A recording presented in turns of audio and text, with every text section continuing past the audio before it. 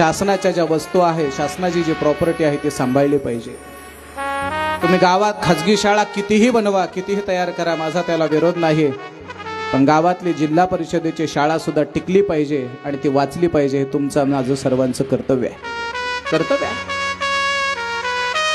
कदाचित बाकीच्या शाळेपेक्षा सोयी सुविधा कमी असतील, पण ही सरकारी शाळा आणि श्रीमंताची माणसं पैसे भरून इंग्रजी शाळेमध्ये टाकतील, 50,000 1,00,000 रुपये भरतील, पण गोरगरिबाच्या लेकराला एकही रुपया न घेता उलट शाळेत आल्यानंतर त्यांना फुकट कपडे, फुकट खाऊ देऊन लेकरांना शिकवणारी आमची माय म्हणजे जिल्हा परिषदेची शाळा आहे। हे गोष्ट लक्षात ठेवा। आपल्या गावागावातले फुकट शिकवणारी जिल्हा परिषदेची शाळा वाचवणं हे तुमचं माझं सर्वांचं कर्तव्य आहे।